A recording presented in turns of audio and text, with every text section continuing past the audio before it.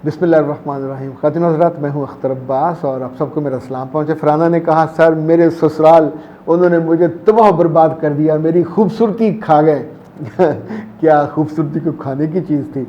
खूबसूरती तब खाई जाती है जब आप अंदर से नाखुश होते हैं, जब आप अपना ख्याल नहीं कर रहे होते, जब आप बहुत शुक्रगुजार नहीं होते। यानी whenever you are feeling कि आप हर वक्त लड़ाई के मोड में हैं तो खाना भी नहीं लगता, दूध भी पिए तो वो भी नहीं लगता, इवन अच्छी ठंडी हवा भी आपको अच्छी फील नहीं होती, क्योंकि इंसान उस वक्त लड़ने के मोड में, मूड नहीं मैं कह रहा, मोड में होता है।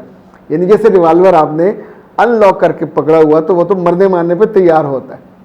ख़वातीन ये ज़्यादती करती हैं अपने साथ, उसका नतीजा ये होता है कि जो दिल का गुबार है, दिल की नफ़रत है, वो तो वही रहती है। उसी वजह से आपका हुस्न, इवन आपके चेहरे पे दाने आ जाएंगे, चेहरे पे तेल निकलने लग जाएगा। वजह यानी अपरेंटली वजह और होती हैं, पर आपकी नाखुशी बहुत बड़ी वजह बनती है। तो अब आपको जो मसला है अपने चेहरे की खूबसूरती कम होने का, दो तरीके हैं। पहला तरीका ये है कि अपने आप को खुश रखने की कोशिश करें। दूसरा तरीका ये कि दिन के पाँचों वक्त नमाज के लिए वज़ू कीजिए, और वज़ू से पहले अगर आप साबुन इस्तेमाल करते हैं इट्स ओके, अगर फेस वाश इस्तेमाल करते हैं देन इट्स अनदर ओके। और तीसरा ये कि रात को सोने से पहले आप ब्यूटी सीरम डॉक्टर नौशीन का बनाया हुआ बहुत ही कारामद चीज़ है, बहुत शानदार चीज़ है, मेरे पास इस वक्त नहीं है वरना मैं आपको दिखाता, और वो मंगवा लीजिए। दूसरा उसके साथ आप कायनात हर्बल का ही ये फेस मास्क है, बहुत ही उम्दा। ये मुख्तलिफ जो हर्ब्स हैं, मुख्तलिफ दालें हैं, मुख्तलिफ हर्ब्स, बड़ी उम्दा पैकिंग है इसकी। ये देखिए खोला, इसके अंदर लॉक होता है, और ये बहुत ही यूँ समझें सेहत के लिए और आपके चेहरे की खूबसूरती के लिए, चेहरे की ग्लो के लिए, चेहरे की ताजगी के लिए ये बहुत उम्दा है। आप इसको आराम से यूज़ कीजिए, और इसको यूज़ करने का जो तरीका है वो भी बड़ा आसान है। दूध के साथ आपने इसको इस्तेमाल करना होता, कच्चे दूध के साथ दिन में 2 दफ़ा। तो जो पहले तो जो चेहरे पे तेल वेल की लेयर आती है वो ख़त्म हो जाएगी। दूसरा, आपकी आँखों के नीचे ये जो बन जाते हैं वो ख़त्म हो जाएंगे। तीसरा, एकदम से आपको फील आएगी ग्लो की। बाज़ आसपास वाली ख़वातीन भी पूछ लेंगी कि नहीं कीता की है, तुम्हारे चेहरे पे बड़ी ग्लो। और जो को ख़वातीन मर्दों से ज़्यादा जल्दी उसको महसूस कर लेती हैं और उसको एंजॉय भी करती हैं। नंबर इनका नोट कर लें, 0341657826। ये कायनात हर्बल का नंबर है और आप उनसे आराम से मंगवाइए। एक तीसरी चीज़ भी मंगवानी हो तो वो भी उनके पास मौजूद है, और वो है फेस सोप। ये कई किस्मों का हैंडमेड है, थोड़ा सा महंगा होता है, और लेकिन ये जैसे देखें उसके अंदर पैकिंग, ये डायमंड की शक्ल का है, और ये कॉफ़ी वाला है, ऐसे टर्मरिक इनका है, कॉफ़ी वाला है, और गुलाब वाला है। इस तरह एक्नी के लिए होता है। ये भी तकरीबन पूरा 1 महीना चलता है। तो आप सोचिए 700-800 रुपये में 1 माह आपका गुजर जाए तो कोई भारी नहीं है, 3 रुपये रोज़ का पड़ता है। तो इट हैज़ अ वर्थ। आपके जो चेहरे के इश्यूज़ हैं, इवन यहाँ सब ये चमकदार, खूबसूरत और ग्लो में आ जाएंगे। ओके जनाब, ये तो आपका हो गया। उज़मा बशीर कहती हैं कि सर चाहे मेरा पूरा नाम ले जाएं, मैं नहीं डरती।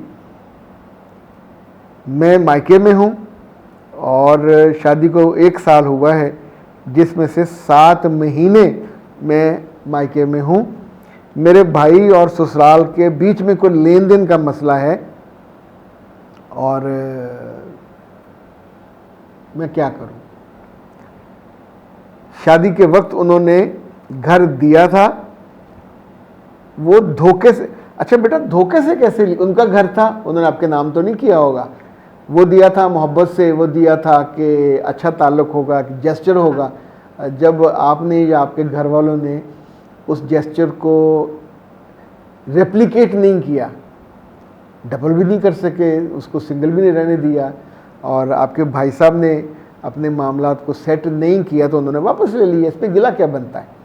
और बहुत मुमकिन है आपका ख़ानदानी कोई, अब चूँकि पूरा रिश्ते का मुझे अंदाज़ा नहीं आपके क्या क्या हैं, तो बहुत मुमकिन है जो विरासत के कुछ लेन देन हो, उस वजह से एक दूसरे के जब लोग हक मारते हैं तो फिर ये इसे कहते हैं पिंच करना, तो फिर बेटियों को तंग करके लोग करते हैं। अब आप जो घर में हैं, मेरा ख्याल बच्चे भी आपके होंगे, और एक आपने और लिखा मुझे ख़र्चा नहीं दे रहे। बेटा ये ख़र्चा नहीं दे रहे और घर लेना ये बहुत छोटे छोटे इजहारिये हैं, असल मसले को दूर कीजिए।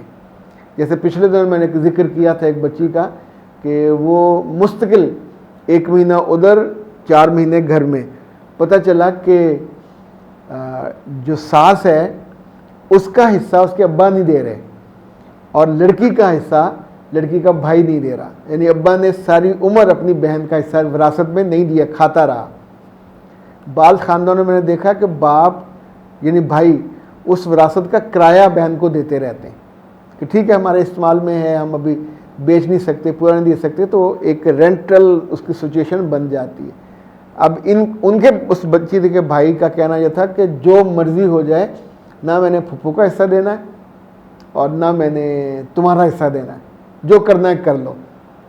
अब ये गुस्ताखी या ये लालच या ये मीननेस है, ये इंसानों के अंदर जब बहुत ग्रीड होती है तो करते हैं। इसको जो सोशल हमारा फैब्रिक है उसमें घर की बड़ों की पंचायत वो हल कर सकती है।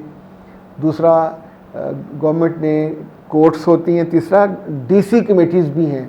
अब आई डोंट नो अभी इस वक्त ऑपरेटिव हैं कि नहीं, वरना जब ये बनी थी पंजाब में तो बनाई थी मरियम शहबाज शरीफ ने और नवाज शरीफ ने, और बहुत उम्दा ये काम कर रही थी।